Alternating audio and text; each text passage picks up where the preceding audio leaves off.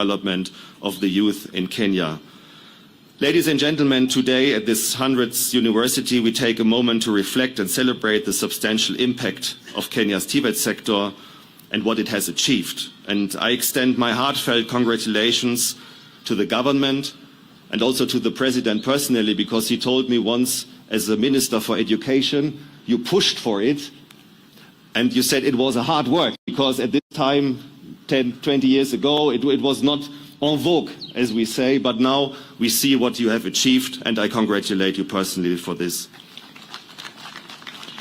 So as we look to the future, labor migration is emerging as an important aspect in the German-Kenyan relations, and my colleagues from KfW and GIZ already told me that at the booth, the stand of these institutions, the main questions from students are going into this direction. How can we go to Germany? How can we get a job in Germany? And I have good news in this regard, because we are in a few days from now, or few weeks from now, mid-September, will sign a labor migration and mobility agreement between Kenya and Germany that will facilitate skilled labor migration to Germany. I'm very proud to say that this agreement is the first agreement that Germany negotiated with a partner, and it will be the first agreement that will be signed with a partner. So, ongera sana Kenya na Ujerumani.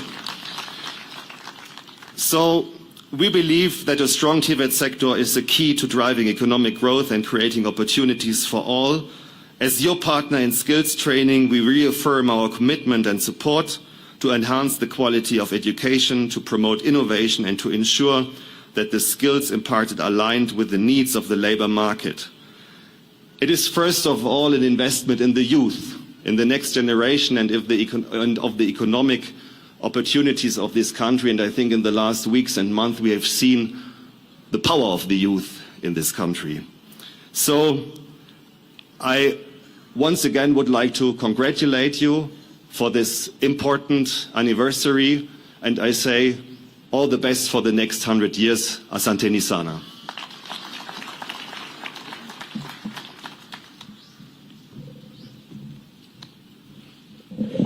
With your courteous permission, Your Excellency, it is now my distinguished honor and privilege to welcome the Prime Cabinet Secretary, who also serves as Acting Cabinet Secretary, Ministry of Education, His Excellency Honorable Musalia Mudavadi, to make his speech, and thereafter invite His Excellency.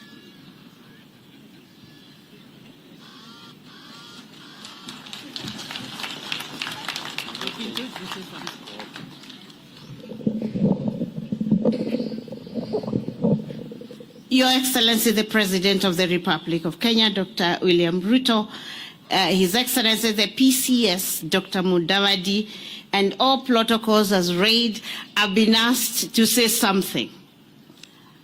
Your Excellency, the something I would like to say, and like you know, is pertinent to my heart, is to ask my lieutenants to be upstanding. Your Excellency, everything that you are hearing about Tibet, everything that you are seeing about Tibet, Your Excellency, is not about me. It's about these principles, Your Excellency, that when you planted me here, Your Excellency, in a place that you know so well. So every question that you ask me, you already know the answer.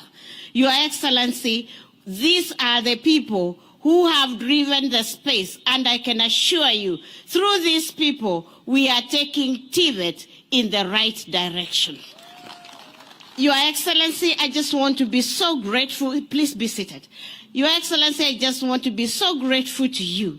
You have decided to hold Tibet, and we have decided to be behind you. And Your Excellency, give us a few years, and you will see the difference this space is going to make not only within our institutions, but for Kenya and internationally, because we have decided as a team to work in this space in the way that you direct us. Your Excellency, when you give me directions, I come and give these people, and I tell them it's not about me, it's about what you have told me to tell them. So, Your Excellency, when you stand here, please let them know what you want done in TVET so that they hear it for themselves. But I can assure you, once they hear it, they do it, and we are going to help you to turn around this country. Thank you, Your Excellency.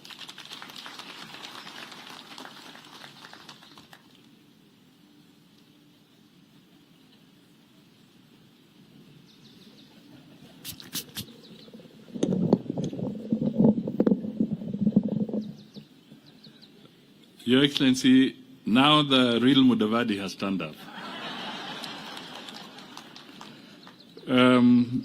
Your Excellency, the President of the Republic of Kenya, Your Excellencies, the High Commissioners, distinguished guests, ladies and gentlemen, and our very good trainers and scholars in this TVET space, hamjambo.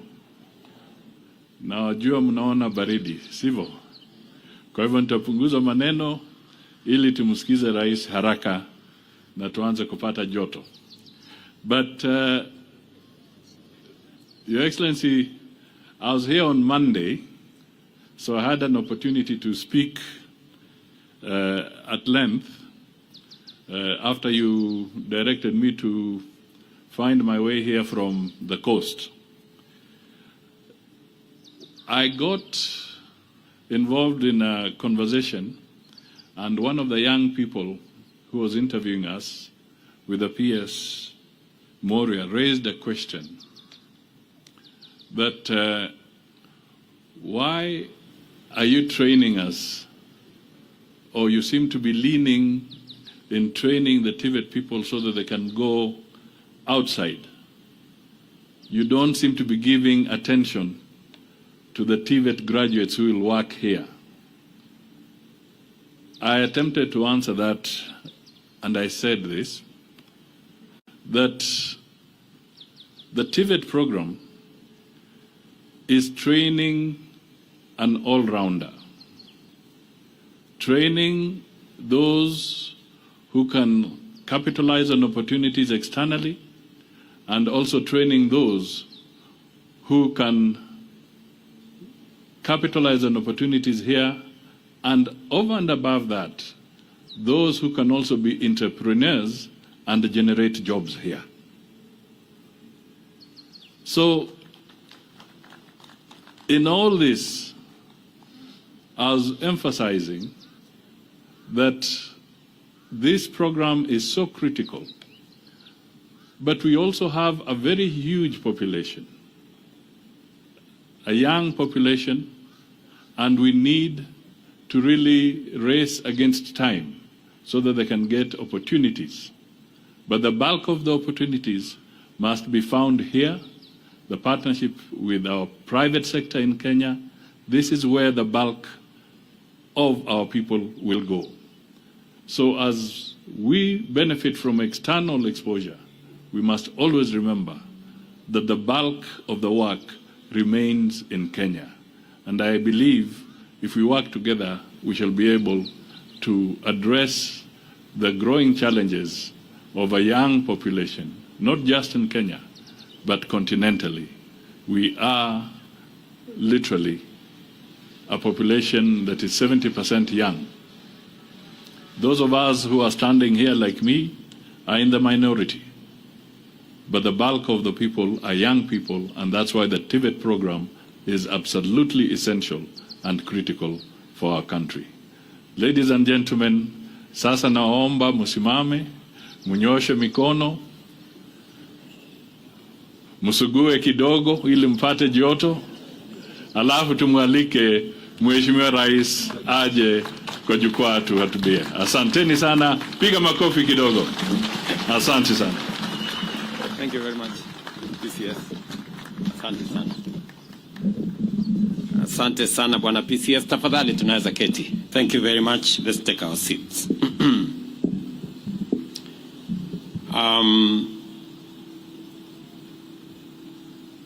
Your Excellencies, Ambassadors present, High Commissioner, development partners, friends, and the Tibet community, Hamjambo. Good morning. I heard the chair of this great institution, and she said she warmly welcomes us, only that it is very cold. But the welcome was very warm. I am very delighted to join you at the climax of these celebrations to mark a century of technical and vocational education and training in Kenya. As you may recall, I launched the celebration on 26 March this year, after which the Tibet at 100 torch has traveled throughout Kenya, traversing every county in every part of our republic. As it returns to the host institution, the Flame's journey through our country has shown us there is much to celebrate in the history of Tibet in Kenya. From the initial government African school in Machakos, which existed informally, the first formal Tibet Institute was established here in Kabete in 1924. And we couldn't have celebrated 100 years of Tibet in a better place than in this Kabete Institute. Before independence, seven others were established in Mawego, Nairobi, Sigalagala, Kaiboi, Thika, Machakos, and Meru. Today, our Tibet system includes 320 public Tibet colleges, 24 of which are national polytechnics, while 4 cater for special needs. Additionally, there are 1,100 vocational training centers in our counties, and we are developing 16 new TVCs to fulfill our policy of having one each in every constituency. As was said by Madam PS earlier, it is my commitment that every constituency in Kenya must have a Tibet, so that we equalize the fortunes of every county and every constituency and give a chance to as many of our young people as we can. Initially, Tibet institutions were mandated to equip young people with practical and technical skills, which enabled them to become part of such historic projects as the Kenya-Uganda Railway. The relentless expansion of Tibet in Kenya is proof of our economy's insatiable appetite for industry-driven relevant skills and the increasing demand for specialized training which aligns the education of young Kenyans with existing and emerging opportunities. As demonstrated by the Flames itinerary, no part of Kenya has been left behind in this demand for technical and vocational training. In fact, today, we celebrate the enduring promise of Tibet and the robustness of its capacity to connect young people with opportunities throughout our economy. We also celebrate its inclusivity, a world of possibility for all, and a hope that leaves nobody behind. The numbers affirm our confidence that indeed Tibet is the master key to the door of opportunities for young Kenyans. I know Tibet has positioned itself that if education is the key, then Tibet is the master key. And I think that cannot be more apt. 6 years ago, 10 years ago, in fact in 2013, we had only 89,000 students in our Tibet institutions. Today, we have close to 700,000 students in our Tibet institutions. it has grown almost tenfold. And it speaks to the possibilities that TVET is offering to many young people across Kenya.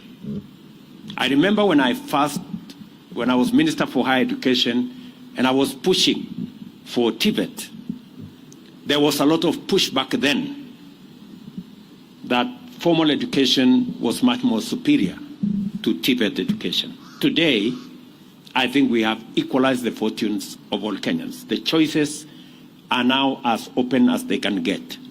You have students joining either TVET or university equally, and they can sample opportunities also equally. And therefore, I am very proud of the journey that TVET has made, especially in the last 10 years. Our bottom-up economic transformation agenda also ignited tremendous momentum in job creation, opening up thousands of lucrative opportunities in the technical and vocational fields in our priority strategic pillars of affordable housing, universal health coverage, digital economy, and agro-industrial production, and throughout every other sector, locally and abroad. At the same time, reforms in our education sector, both in the competence-based curriculum and training and in the transformation of higher education funding model, have promoted relevance, skills, and competitiveness, and also inclusivity. We are also intentional about developing and providing high-quality human resource to support TVET. Humanity is now irrevocably plunged into the future of immense threats and crises that can only be surmounted by sustainable innovation and effective technology deployment against every risk and every challenge. The government is determined to ensure that Kenya is not left behind and that our young people remain at the forefront of global industrial and technical progress.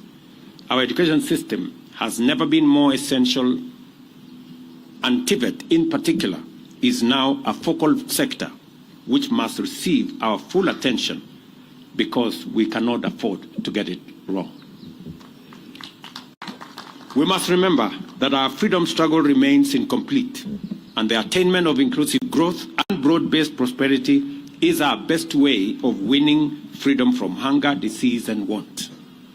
Therefore, the United Nations Sustainable Development Goals, the Africa Union's Agenda 2063, and our Vision 2030 depend on our capacity to catalyze national transformation in a manner set out in the bottom-up transformation agenda. In other words, the freedom struggle of our time calls for a skills revolution driven by science, technology, and innovation. Consequently, we must supply our labor market with skilled and innovative human capital in order to unlock the vast opportunities in key sectors such as agriculture, the blue economy, renewable energy, manufacturing, infrastructure development, mining, housing, and climate action.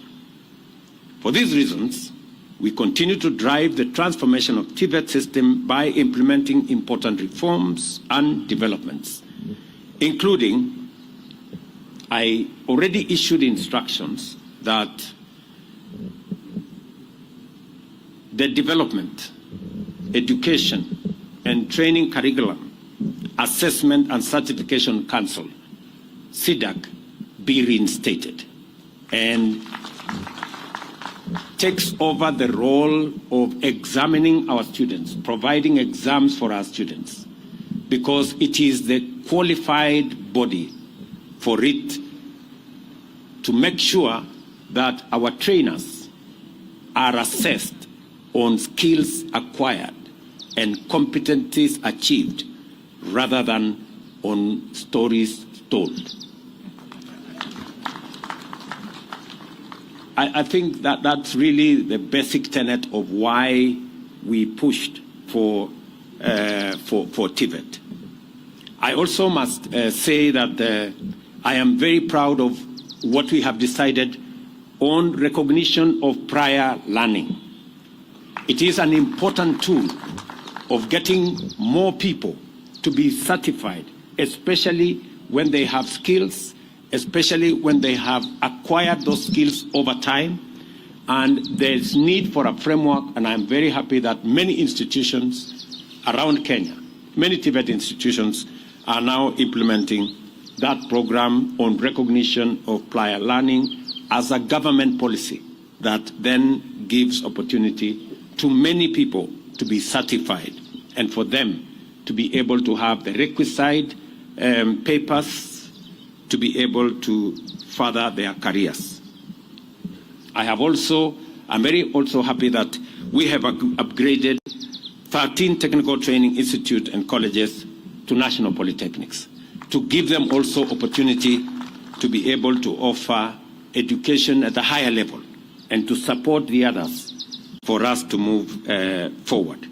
I'm also happy on the elevation of Morendat Institute of Oil and Gas into a national polytechnic. Again, it gives us the opportunity to unlock the potential in the oil and gas space, and especially as we focus on how to deliver those products coming from that sector into the economy.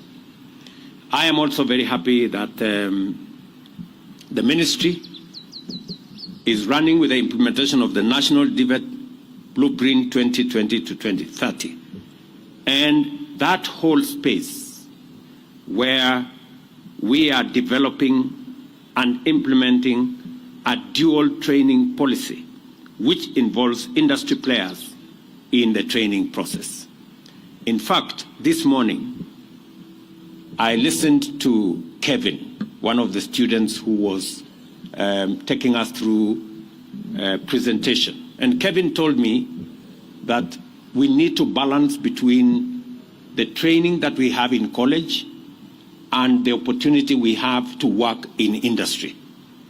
And I think he was speaking to the policy of dual training. And therefore, if you wanted any validation that dual training is the way to go, I think even the students in these colleges are speaking the same language with us, that we need to do more to make sure that we connect what happens in class, what happens in our laboratories, what happens in our workshops, and what happens in industry. And that is the way to the future. And I want to encourage principals, and I want to encourage the ministry to work with industry. And I'm very happy with the partnership that has already been fashioned between the ministry and industry and our training colleges to provide opportunities for young people from these institutions to be able to be trained and to acquire the skills necessary for them to be job ready when they get out of college.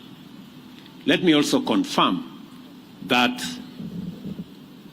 on the funding model, we are working to make sure that especially children from vulnerable families are not left behind.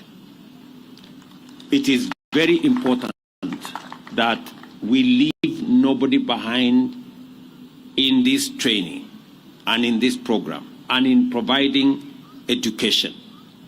We have doubled the budget for training in TVET and in our universities, deliberately, because we want to give every child in Kenya an opportunity to learn.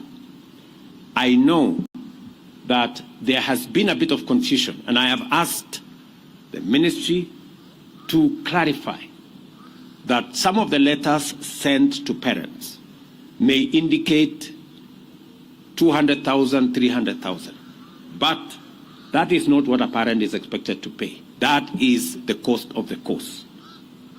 The government is going to make scholarship, is going to make loan available, depending on the financial ability of parents or guardians or sponsors of students, so that we make it possible for government to support as many students as possible, and also make it possible for government to support students from vulnerable families to the highest level possible.